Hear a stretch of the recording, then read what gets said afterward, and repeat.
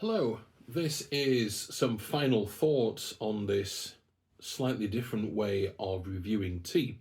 Because I've done the 2 seasons but in different years and then 2 different seasons from the same year, I feel as if I've learned something about how we might proceed and what I sort of picked up from this.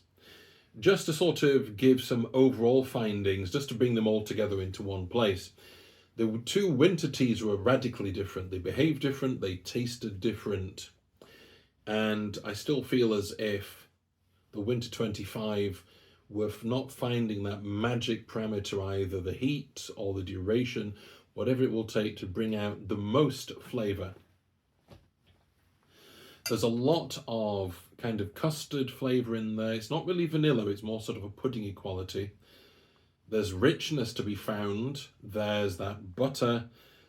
The fruit and the floral and the freshness, they're not really coming out as much as you might expect. What there is some fruit. But because there's that richness, that's where I think the freshness is being overshadowed. The spring has reacted. This is what's left of the spring, incidentally. The spring has definitely had more of a chance to flourish, especially in the Western. And it's definitely true that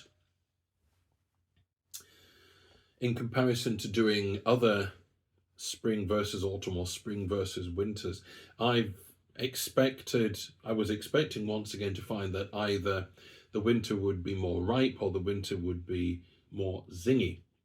But really, all of that sort of what little fruit we've managed to get out yet, and I'm sure there is more, and the puddingy, buttery quality, there's plenty of that in the spring 25. And I feel as if it just needs some way to get more of the same out of the winter. The winter reacted better, I think, with Gong Fu, I would say, both times. But once again, that's, I think, because we can concentrate the flavour and the heat. I think if somebody was trying any of these 3 teas, perhaps less so with the spring one, really try and push up the temperature or the duration, but not so long that you're starting to extract the tannins. Anyway, I won't be doing this sort of codicil video for every one of these, but it was the first time and it was an experiment. And what I might even do is find some way to put all 3 teas, provided there will be all 3, into the same video, and then we can have the codicil without the video being too long. So, once again, I've really enjoyed doing these 2 videos and reviewing 3 teas, technically one of them twice, but at different temperatures. And I hope it's been of some use to you. So, once again, happy steeping and God bless.